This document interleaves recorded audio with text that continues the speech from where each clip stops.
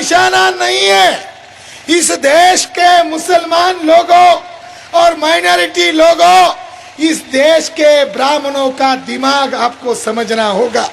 उसके पास वोट नहीं है, उसको वोट चाहिए। एससी एसटी ओबीसी मजलूम है, वो हिंदू बनने के लिए तैयार नहीं। उन्हें हिंदू बनाना पड़ता है। तो हिंदू कब बनता है? जब फसाद होता है। हिंदू बनाने का तरीका क्या है? फसाद करने का।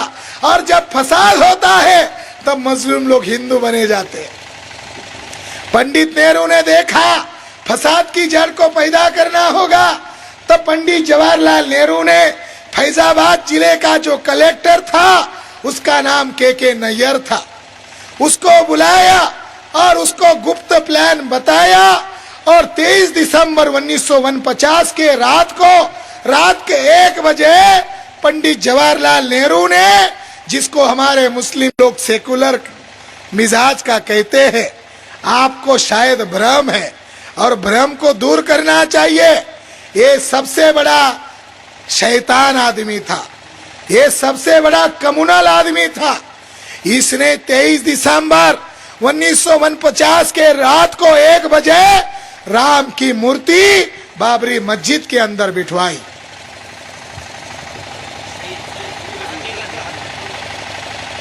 राम की मूर्ति बिठाई 23 दिसंबर 1949 को।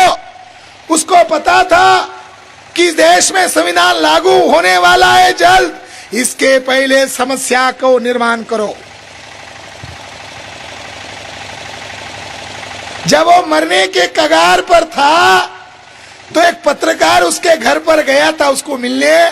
उसने बड़ी बायोग्राफी में ये बात लिखी हुई है, अपने चरित्र में लिखी है कि नेहरू जी के घर से धुआं बाहर निकल रहा था। मुझे लगा आग लग गई। अंदर जाके देखा तो पंडित जी की बहन, पंडित जी की एकलौती लड़की और दर्जनों नहीं हजारों पंडित बैठे कर यज्ञ कर रहे थे। और नेहरू मरने वाला था, तो नेहरू को मरने का डर था। तो ब्राह्मणों ने कहा 4,25,000 मृत्युंजय यज्ञ का जप करेगा तब नेहरू की उम्र बढ़ेगी। नेहरू जप करने के लिए बैठा था। ये सेकुलर नहीं था, ये कम्युनल था। पंडित नेहरू ने 3% ब्राह्मणों को 60% टिकटें दी और 47% ब्राह्मणों को चुनवा कर लाया। और 3% ब्राह्मणों ने पार्लियामेंट पर कब्जा किया, मीडिया पर कब्जा किया, न्यायपालिका पर कब्जा किया। आज की तारीख में 28 जजेस है सुप्रीम कोर्ट के, 28 के 28 एक भी मराठा नहीं, एक भी माली नहीं, एक भी ओबीसी नहीं, एक भी नाई नहीं, एक भी शेड्यूल कास्ट नहीं। एक कर्नल नाम का केवल हाईकोर्ट का जज था और उसने 7 भ्रष्टाचारी ब्राह्मण जजेस को कहा तुम्हें मैं अभी जेल में सड़ाऊंगा, दिखाता हूं संविधान की ताकत। जब उनके खिलाफ, ब्राह्मण जजेस के खिलाफ एक बैकवर्ड कर्नल ने जब फैसला सुनाया तो ब्राह्मण लोगों ने योजना बनाकर उसको सलाखों के अंदर डाल दिया। 28 के 28 जजेस ब्राह्मण हैं, तो कैसा फैसला देंगे संविधान के समर्थन में? इस देश में जो ब्राह्मण राज स्थापित किया, ये 2014 के बाद नहीं आया। ये पंडित नेहरू के इस देश का हुक्मरान बनते ही इस देश में ब्राह्मण राज शुरू हो गया। आज कांग्रेस का झूठा काम, झूठन वाला काम, बचा कुचा काम बीजेपी कर रहा है, आरएसएस कर रहा है। और उनका मकसद है इस देश में एससी एसटी ओबीसी को भिड़वाने के लिए 70 साल में 64,000 फसाद किए। अब वो फसाद पर मामला नहीं अटका, अब मामला आगे गया। अब मामला कहां पर गया? बम विस्फोट करने का। इस देश में बम ब्लास्ट किसने किए? मैं ऐलान इस माइक पर कह रहा हूं। और कई सरकारी अधिकारी आते हैं, आईबी के लोग आते हैं, मेरे बयान को दर्ज करते हैं। हम अभी 22 अक्टूबर को अकोला में ये जो लेफ्टिनेंट कर्नल प्रसाद पुरोहित है, इसने 2008 में फरीदाबाद में गुप्त मीटिंग में कहा था, we will fight the constitution, will fight the nation, this nation is not ours. ये मोदी भागवत कहते हैं हिंदू राष्ट्र बनाना है, हिंदुस्तान बनाना है, हिंदू राष्ट्र की स्थापना करनी है। जिसको उन्होंने रिहा किया गुप्त मीटिंग में, करकरे ने 48 वीडियो और ऑडियो को उनके लैपटॉप से जब्त किया था। एक बाबा राम रहीम पकड़ा गया तो चर्चा हुई। शंकराचार्य पांडे के बारे में उसी समय बातें लीक हुई थी, ये बम ब्लास्ट करने में शामिल था।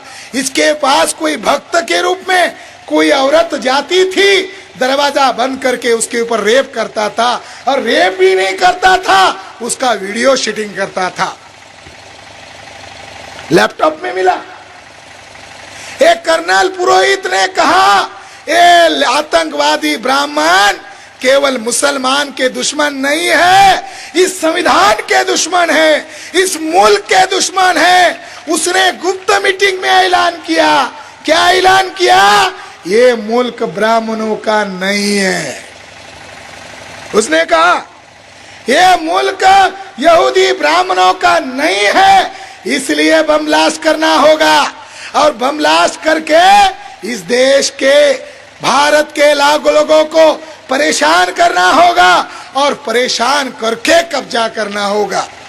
इसको फ्री किया, और वो लोग देशभक्त उसको कह रहे, उसको नंगा करने का काम अभी हम कर रहे हैं। जुडिशरी के अंदर बैठे हुए ब्राह्मणों को उस समय 2011 में मिलिट्री इंटेलिजेंस ब्यूरो ने रिपोर्ट देकर कहा कि ये आतंकवादी है, एक ही जगह बम ब्लास्ट किए। इसके बावजूद भी जुडिशरी ने आतंकवादी को रिहा किया।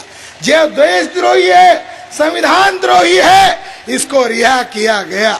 इस मुल्क में बम ब्लास्ट मराठा लोगों ने नहीं किए, इस मुल्क में बम ब्लास्ट माली लोगों ने नहीं किए, इस मुल्क में बम ब्लास्ट ओबीसी लोगों ने नहीं किए। मगर ओबीसी लोग, शेड्यूल कास्ट के लोग, आदिवासी लोग भगवा रंग के प्रति प्यार रखते हैं। मुसलमान लोगों को पता नहीं है, ये भगवा शब्द संस्कृत भाषा का नहीं है, ये शब्द पाली भाषा का है। इसका अर्थ होता है त्यागी लोग। भग यानी विकार, वान यानी नष्ट करना। जिसने अपने सारे विकारों पर विजय हासिल की, उसको भगवान कहते हैं। भगवान का ताल्लुक उनसे नहीं है, भगवान का ताल्लुक इंसानों से है, जिसने सारे विकारों पर विजय हासिल की। इसलिए भगवा कलर के प्रति शिवाजी को भी प्यार था, बुद्धा को भी। इसके लिए उसने तो उनका पोशाक घोषित किया था। ब्राह्मण लोग जानते हैं, एक मिट्टी पर कुछ नहीं उनका, आए थे घोड़े पर, जाने वाले गधे पर, कुछ नहीं इस मुल्क के अंदर। उनका यहाँ पर मजहब भी नहीं है, सब बातें यहाँ से चुराई।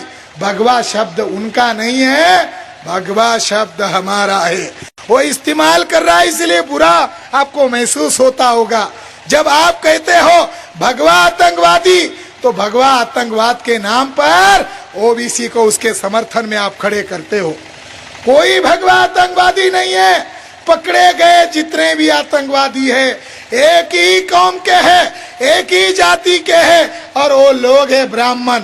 शंकराचार्य पांडे ब्राह्मण, प्रज्ञा ठाकुर ब्राह्मण, असीत चटर्जी उर्फ असीमानंद, जिसने खुद पुलिस को लिख के दिया कि मोहन भागवत के कहने पर एक ही जगह मैंने बम ब्लास्ट किए, इसने कन्फेशन दिया, ये भी ब्राह्मण। लेफ्टिनेंट कर्नल प्रसाद पुरोहित ब्राह्मण, सुनील जोशी ब्राह्मण, रमेश उपाध्याय ब्राह्मण। किसका किसका नाम ले